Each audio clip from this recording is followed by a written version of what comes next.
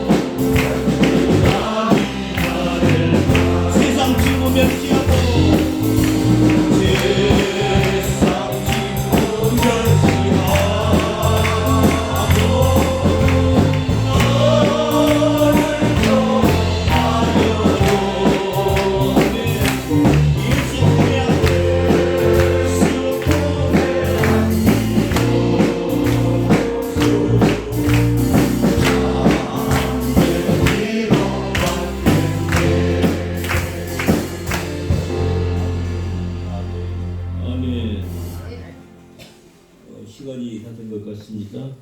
우리 순서 우리 맡으신 목사님 단상을 올라가 주시고요. 찬양 하나만 더 드리고 곧바로 예배 시작하겠습니다. 511장 내 구주 예수를 도우사라 이 찬양 드리고 예배 시작하겠습니다.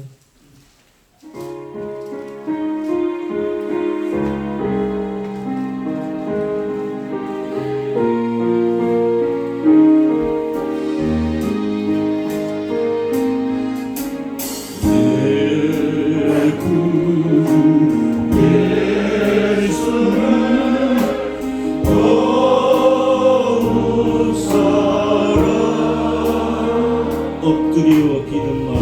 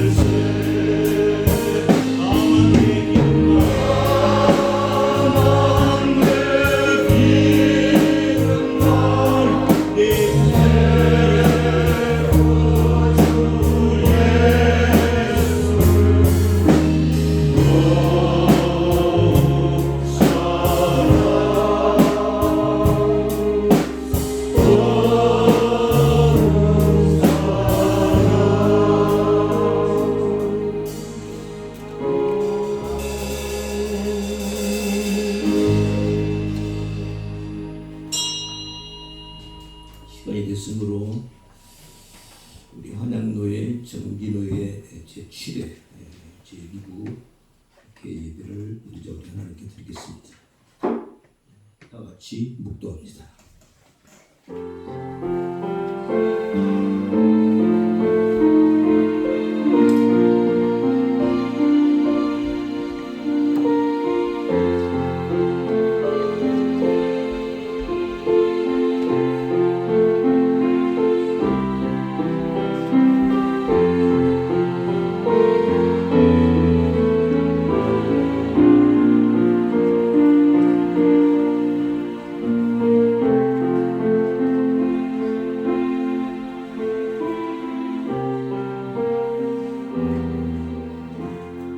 거룩하신 주님 감사합니다.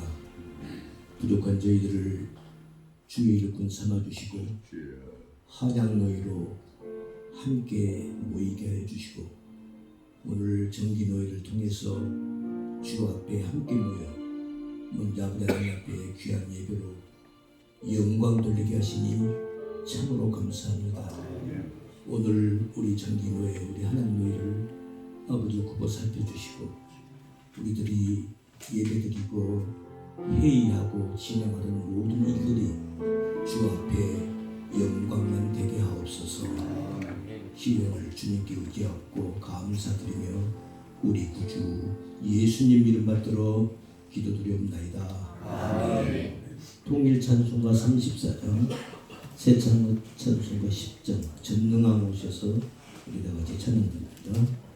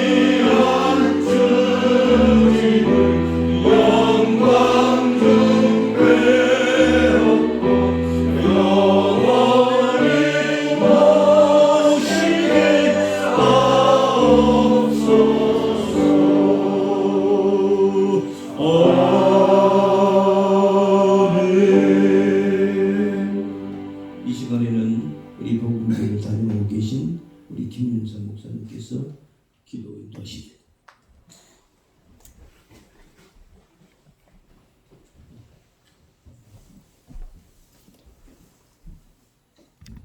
기도하겠습니다. 거룩하신 하나님, 오늘 이렇게 7회 정기노회로 한양노회 정기노회로 모이고 예배드리게 해 주심을 감사를 드립니다. 부족한 우리들을 구속해 주시고 새 하늘과 새 땅을 예고하는 귀한 자녀들이 되게 하여 주실 뿐만 아니라 이렇게 피로 값주고 사신 주의 몸된 교회를 섬기는 귀한 영광을 주신 것을 감사를 드립니다. 하나님 아버지, 우리들이 성령의 하나 된 것을 힘써 지킬 수 있도록 모든 겸손과 온유와 오래 참음으로 서로 용납하여서 성령의 하나 된 것을 지켜서 평강이 넘치고 기쁨이 넘치고 아름다운 교제가 이루어지는 귀한 노예로 든든하게 설 수 있도록 축복하여 주시옵소서. 주여, 우리들 마음을 주장하여 주셔서 그리스도를 경외함으로 피차 복종하는 귀한 아름다운 노예로 설 수 있도록 축복하여 주시옵소서. 오늘도 하나님 말씀을 전하는 목사님에게 노회장님에게 함께하여 주옵시고 그리고 모든 성찬 그리고 해무처리 순서를 주의 성령으로 주장하여 주시고 기름 부어 주셔서 정말 서로 덕을 세우고 하나님께 영광 돌리는 귀한 노예가 될 수 있도록 축복하여 주시옵소서. 우리 하나님 아버지, 우리 지체 중에 약한 자들, 병든 자들, 또 실망하는 분들이 있습니다. 하나님께서 기억하여 주셔서 주의 영광을 바라보며 소생되게 하여 주고 치유시켜주고 새롭게 하여 주셔서 아버지 이 일에 더욱더 우리들이 충성할 수 있도록 축복하여 주시옵소서. 오늘도 장술정한 새 예루살렘 교회에 하나님께서 은혜를 넘치게 부어주셔서 더욱더 든든히 성하고 부흥되는 귀한 교회가 될 수 있도록 축복하여 주시옵소서. 오늘도 우리 주의 성령께서 함께 하심으로 기쁨이 넘치고 아름다움이 있고 영광이 있는 귀한 예배가 될 수 있도록 축복하여 주실 줄 믿사오며 예수 그리스도 이름으로 감사하며 기도드리옵나이다. 아멘.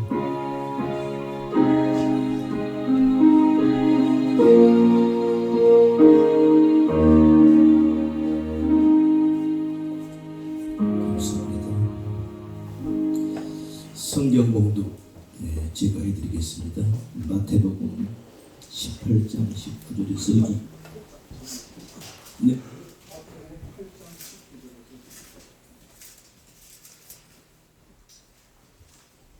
정정합니다. 마태복음 18장이 아니고 마태복음 8장 19절에서 22절 말씀입니다. 제가 봉독해 드리겠습니다. 한 서기관이 나와 예수께 말씀하시되 선생님이여 어디로 가시는지 저는 쫓으리이다. 예수께서 이르시되 여우도 굴고 있고 공중의 새도 거쳐갔으되 오직 인자는 머리 둘 곳이 없다 하시더라. 제자 중에 또 하나가 가로되 주여 나로 먼저 가서 내 부친을 장사하게 허락하옵소서. 예수께서 가라사대 죽은 자들로 저희 죽은 자를 장사하게 하고 너는 나를 쫓으라 하시니라. 아멘. 이 시간에는 우리 회복교회를 다녀 계시는 우리 한성민 목사님 특별 찬송하겠습니다.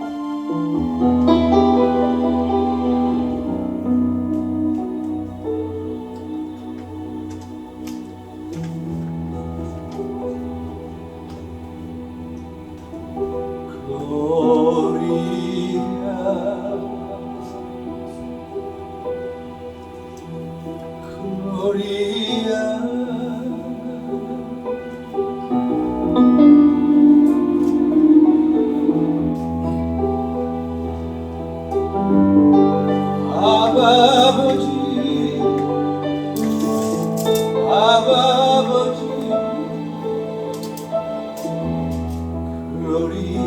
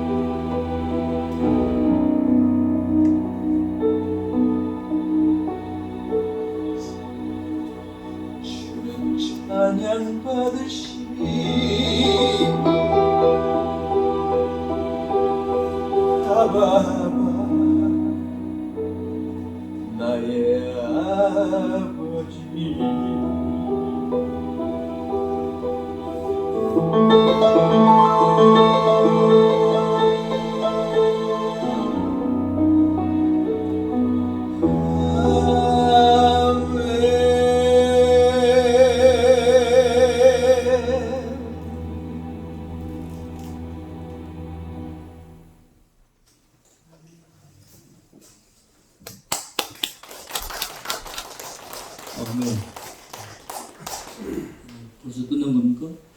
나는 더 나올 줄 알았는데. 감사합니다. 귀한 찬양 감사합니다. 이 시간에는 우리 노장님 너는 나를 쫓으라 라는 말씀 제목으로 말씀 읽겠습니다. 많은 은혜 받으시기 바랍니다.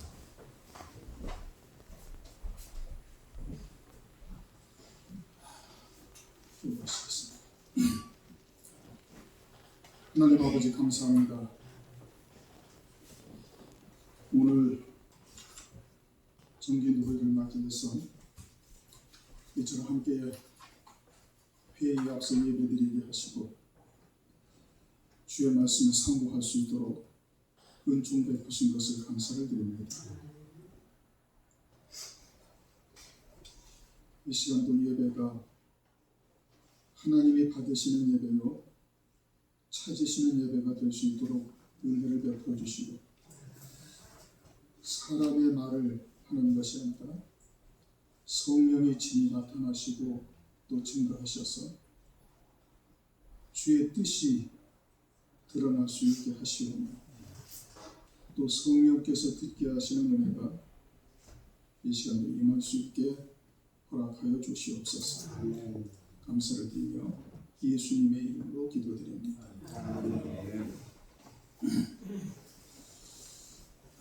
오늘 본문 말씀을 보면은 한 서기관이 등장을 하고 또 주의 제자가 등장을 합니다. 성경을 보면은 이렇게 왜 꼭 구별하셔서 말씀을 하시는가? 이제 이것이 마태복음에서 더 이제 찾아본다면은 마태복음 2장 4절에서는 백성의 서기관이라는 이름으로 등장을 하고 마태복음 13장 52절에서는 천국의 제자된 서기관이다 그렇게 말씀을 하셔요. 서기관이라고 하면은 오늘날은 이제 주의 종들이요 목회를 하시는 목사들이라고 이렇게 볼 수가 있는데 그러한 목사를 이렇게 두 종류로 구별해서 말씀을 하고 계시죠. 흔히 또 이렇게 이야기를 하면은 그러면 너는 옳은 자고 다른 사람은 그러면 잘못된 자냐 이렇게 반문을 하실 수가 있는데 성경은 로마서 15장 4절을 보면은 우리에게 교훈으로 주신 것이다 그렇게 말씀하셨고 고린도전서 10장 11절을 보면은 우리에게 거울로 주신 것이다. 새로 개혁된 성경을 보면은 이제 본복이다 이렇게 말씀을 하시죠. 그러면서 고린도전서 10장 11절 12절에 가면은 선줄로 생각하는 자 넘어질까 조심하라. 그렇게 말씀하고 계십니다. 그러니 이러한 말씀을 보면서 우리가 혹시 우리는 이렇게 책망받을 자리에 있지는 아니한가 우리 스스로를 돌아보면서 바른 자리로 세우시는 하나님의 말씀이다. 이렇게 들으면은 훨씬 더 부드럽게 들을 수가 있겠죠. 19절에 한 서기관과 21절에 제자가 등장합니다. 이 제자는 주님께서 너는 나를 쫓으라 하시고 서기관은 주님을 쫓겠다고 그러는데 굳이 쫓겠다고 그러는데 아예 가까이 하지도 않도록 하지 말라 그렇게 지금 책망을 하고 계십니다. 19절 보니까 한 서기관이 나와 예수께 말씀하시되 선생님이 어디로 가든지 저는 쫓습니다. 대단한 결심이죠. 주님이 어디로 가시든지 쫓겠다 이겁니다. 그리스도 예수를 보시니까 보니까 그 말씀하시는 것이 기존의 서기관들과 같지 아니하고 그 하시는 말씀에 권세가 있고 표적이 나타나고 그러니 예수님을 쫓아서 이와 같은 권능 또 그 말씀을 배우면은 무언가 큰 유익이 있겠다 이렇게 생각을 하고 이제 쫓는 것이죠. 그런데 예수님을 주라고 부르지 않았냐고 선생님이다 가르치는 자다 이겁니다. 그리스도로 영접하여 자기의 심령 속에 메시아로 받아들이는 생각이 아니고 그저 율법을 잘 가르치는 자 이제까지 서기관들이 가르쳤던 말씀과는 전혀 다른 권세 있는 말씀을 가르치는 분 그러니 쫓아다니면서 그와 같은 것을 배우고 하면은 훨씬 더 유익이 있겠다 이런 이제 뜻으로 어디든지 쫓겠다 이렇게 말씀을 하십니다. 그런데 20절 말씀을 보면은 주님께서 한마디로 따라오지 말라 반면에 제자들에게는 넌 나를 쫓으라 서기관에게는 아예 가까이 하지도 말라고 주님께서 지금 책망하여 말씀하시는 겁니다. 그러면서 하시는 말씀이 20절 예수께서 이르시되 여우도 굴이 있고 공중의 새도 거처가 있으되 오직 인자는 머리 둘 곳이 없다. 일반적으로 여우와 공중의 새를 말씀하시는 것이 아니고 이 말씀은 서기관의 중심이 공중의 새와 또는 여우와 같은 중심이 되어져서 그리스도께서 진리가 그 안에 자리를 할 수가 없다 이런 의미인 것이죠. 서기관의 중심이 어떠한 것을 지금 주님께서 여우와 공중의 새로 말씀하고 있는데 그러면 성경에서 여우라는 것이 뭘 말하는가? 에스겔서 13장 1절 이하에 보면은 자기의 마음에 나오는 대로 예언하는 자가 여우다. 그러면서 주님께서 이제 책망을 하십니다. 그러니 이스라엘 백성들 가운데 그와 같이 하나님의 말씀을 예언하는 자들이 있는데 그들은 하나님의 말씀에서 본 것이 없이 자기 마음에서 나오는 대로 예언하고 있다. 다른 말로 하면은 성령으로 깨닫게 하시는 그와 같은 것이 아니라 사람의 생각, 자기의 생각, 하나님의 말씀을 인본적 해석을 해서 전하고 있는 것이죠. 이와 같은 자들을 여우다 그렇게 말씀을 하고 있고 아가서 2장 15절에도 보면 포도원을 허는 작은 여우를 잡으라 그렇게 말씀하고 있습니다. 하나님께서 이 땅에 포도원을 지으시고 극상품 포도나무를 심으셨는데 그와 같은 포도원을 허는 작은 여우가 있다는 것이죠. 하나님의 말씀에 누룩을 섞어서 거짓말로 하나님의 백성들을 멸망의 길로 빠지게 하는 이와 같은 잘못된 선지자들을 말씀하고 있는 것입니다. 또 누가복음 13장 32절을 보면 가서 저 여호에게 이르되 오늘과 내일 내가 귀신을 쫓아내며 병을 낫게 하다가 제3일에는 완전해지리라. 헤롯이 당신을 죽이려고 찾고 있다라고 말씀하시니까 주님께서 그 헤롯을 여우라고 이렇게 책망을 하고 계시는 겁니다. 세상 권세 잡은 자를 여우라고 하는 것이죠. 여우라는 것이 하나님의 이름을 빙자해서 세상에서 무엇인가 얻고자 하는 것, 이와 같은 것을 성경에서는 여우라고 말씀하시는 것이고, 그와 같은 중심이 그 심령에 자리 잡고 있다면은 그러면 그리스도께서 그 안에 머리 둘 곳이 없다. 하나님의 말씀이 그 안에 자리할 것이 없다. 그렇게 말씀하고 있어요. 그 다음에는 또 이제 공중의 새라고 말씀하시는데, 공중의 새는 성경을 보면 창세기 1장 20절에 궁창의 새라는 것이 있고 창세기 1장 26절에 공중의 새가 있습니다. 궁창은 하늘 차원의 신앙을 가지고 있는 하나님의 종들, 새가 짹짹거리듯이 하나님의 종들이 하나님의 말씀을 증거하는 것을 그렇게 표현하고 있고, 공중의 새는 에베소서 2장을 보면 공중 권세 잡은 자 아래서 자신의 무언가 유익을 위해서 높이 날기 위해서, 즉 자기의 권위 또는 자기의 무엇인가를 세우기 위해서 하나님의 말씀을 이용하는 이와 같은 마귀의 잘못된 가르침을 받고 있는 자들을 공중의 새다 이렇게 말씀을 하고 있습니다. 그러니까 말씀을 알아듣기는 뭔가 알아듣는 것 같은데 육신이 강해서 육에 속한 것을 쫓고자 하는 이와 같은 새를 공중의 새다. 그러니 이와 같이 한 서기관이라는 자는 그 중심에 온통 세상의 것으로만 가득 차 있어서 하나님의 말씀이 그 안에 자리를 할 수가 없다. 그리스도께서 머리를 둘 곳이 없다. 그렇게 말씀하시며 그것을 22절에서는 죽은 자들이다 이렇게 말씀합니다. 하나님은 산 자의 하나님이신데 그들은 죽은 자들이다. 이제 22절에 그 죽은 자들로 저희 죽은 자를 장사하라 말씀하시면서 그러한 것이 죽은 자라는 뜻이죠. 그러니 그러한 중심으로는 아무리 주님을 따라다녀도 그 생명이 살아날 수가 없으니 패역한 자들이요 완전히 죽은 자들이라고 주님께서 책망을 하시는 겁니다. 21절 제자 중에 또 하나가 가로되 주여 나로 먼저 가서 내 부친을 장사하게 허락하옵소서. 그 중에 이제 제자가 하나 자기 아버지가 돌아가셨다는 부고를 들었어요. 그래서 아버지를 장사하겠다고 이제 주님에게 청원을 합니다. 그러니 마땅한 일이지요. 그런데 주님께서는 전혀 뜻밖의 말씀을 하시는 겁니다. 예수께서 가라사대 죽은 자들로 죽은 자를 장사하게 하고 너는 나를 쫓으라. 주님은 아예 가지도 말라. 자기 아버지가 돌아가셨는데 가서 장사하고 오겠다는 제자에게 아예 가지도 말라. 그렇게 말씀을 하셔요. 이 성경은 윤리 도덕적 차원에서 말씀을 보면 전혀 해답이 없지요.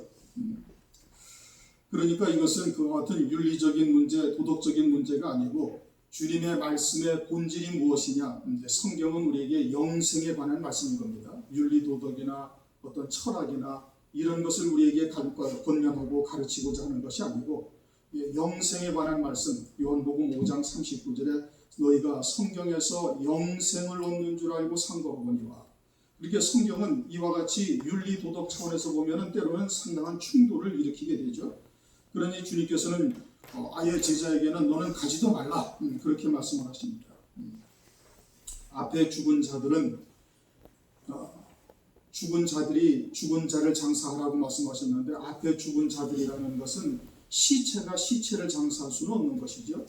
뒤에 죽은 자라는 것은 제자의 아비를 말하는 것이고 그것은 그 영도 죽고 육체도 죽은 자를 말씀하시는 것이고 앞에 죽은 자들이라는 것은 이 한 서기관의 가르침을 받고 있으나 하나님의 자녀들이긴 하지만 그들은 육체는 살아있으나 영적으로는 죽은 자들이다 이 뜻인 겁니다. 그래서 죽은 자들로 죽은 자를 장사하면서 자기의 영이 이와 같이 영적으로 죽은 자라는 것을 깨닫게 하시기 위해 죽은 자들로 죽은 자를 장사하게 하라.